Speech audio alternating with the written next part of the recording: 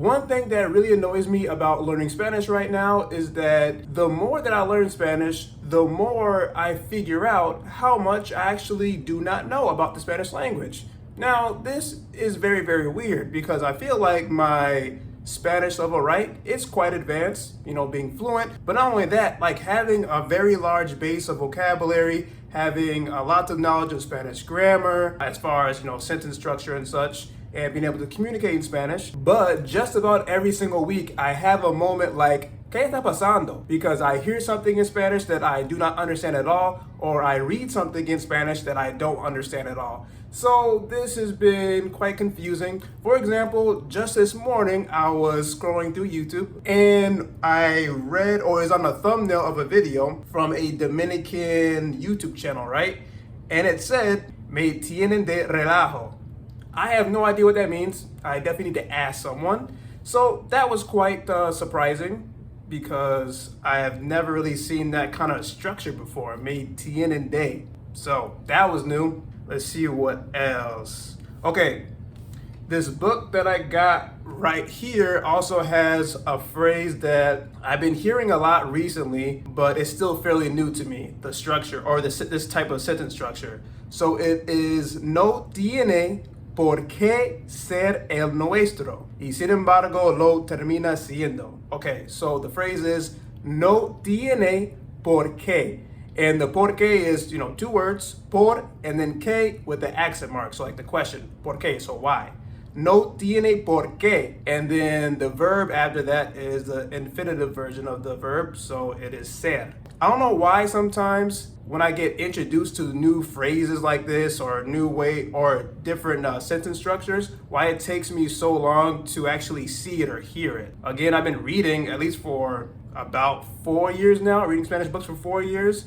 And I'm just now reading this. And I've been reading, YouTube comments and reading news articles and things like that. Just this year, I really started to see this phrase a lot. So that's really weird. I just finished reading this book here, El Legado, and when I was reading it, one thing really stuck out to me. So that is Las gentes de Cali, capital mundial de la salsa, de la alegría, del civismo. Civismo. So, Las Gentes de Cali, and I actually mentioned this in another video of mine recently, and someone commented saying, oh, it should be La Gente, and then I responded back or along the lines of, well, it seems like it should be La Gente, but this book right here was written by a Spanish-speaking author, and they wrote Las Gentes de Cali. So that is a new one. I thought it was only La Gente because it's singular, but we also have Las Gentes here. And then I think this morning or either yesterday, I saw a YouTube comment from a Spanish speaker, and comments on YouTube videos, they normally confuse me as well, but this one really, really confused me. Me está esta canción.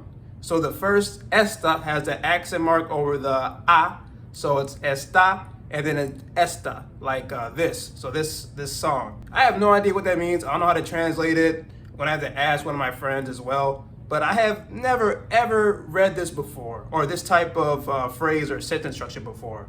I am very, very lost. Honestly, I don't even know how to, actually no, I don't have an idea of what this could actually mean.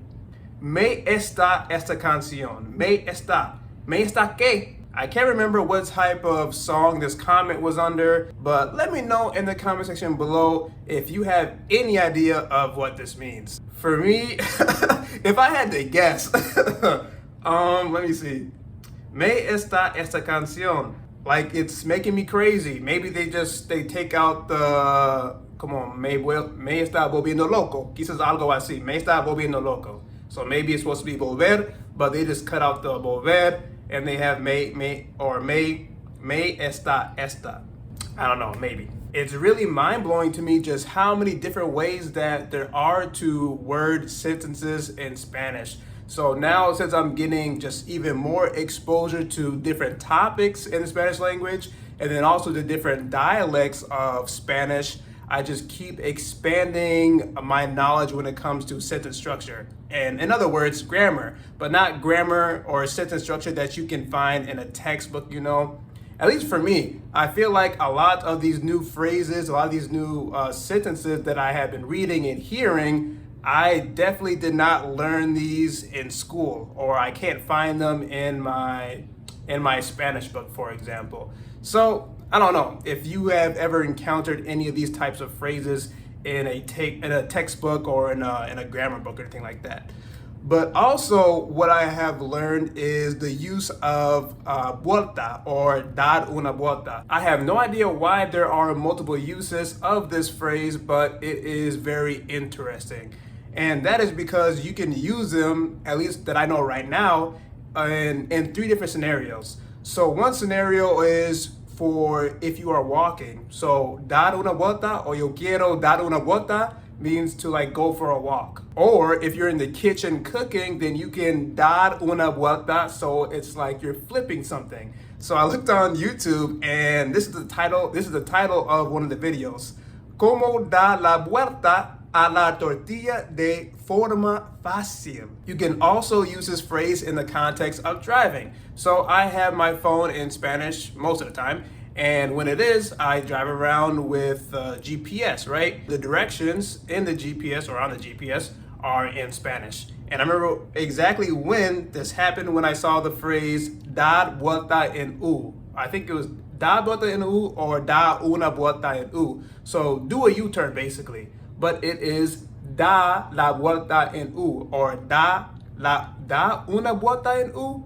That's what's confusing to me as well. Sometimes I see dar una vuelta or I just see da vuelta. So I think I need to figure out when you use those ones. Not sure if there's an actual rule for that. I also learned these different ways of using da la vuelta over time, like over the course of, 2020, I would say 3 years. So it takes a lot of exposure for me to even figure out how much I really don't know. Que loco, ¿verdad? The Spanish language is just crazy diverse. And now I've kind of come to the conclusion that these experiences of me being very confused when I read something in Spanish, right, that I've never seen before, or if I hear something in Spanish that I don't understand, I've come to the conclusion that more than likely this is never ever going to change.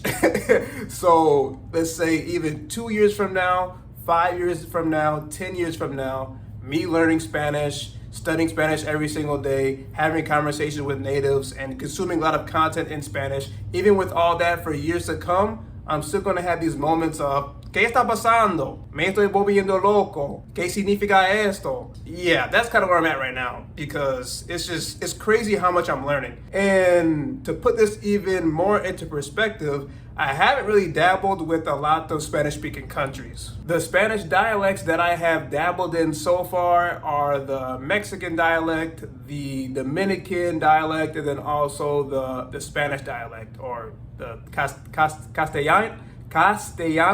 Castellano, the Spain Spanish. So those are the three main ones, but I would say I have more knowledge of Dominican Spanish over Mexican Spanish, but now those two are probably getting equal just because I have a lot of exposure to Mexican Spanish because of my surroundings. There's a lot of Mexican speakers in Texas here. So now that leaves me with all these other Spanish-speaking countries, right, that I haven't really been exposed to.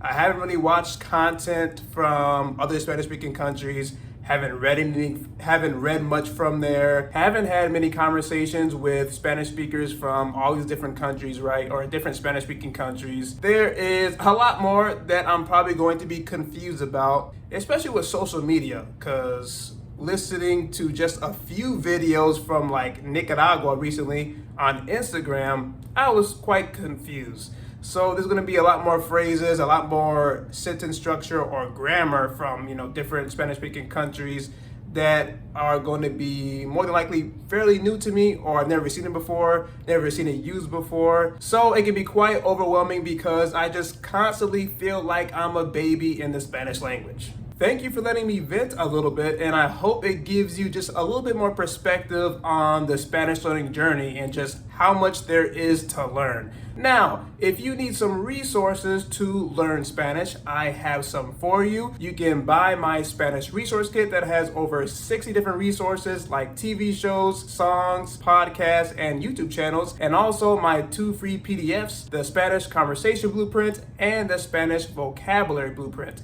And all those resources are linked down below. Also, if you already have these resources, let me know if they have been helpful. Now, if you want to hear me rant more about the Spanish language, watch this next video. Hasta la vista.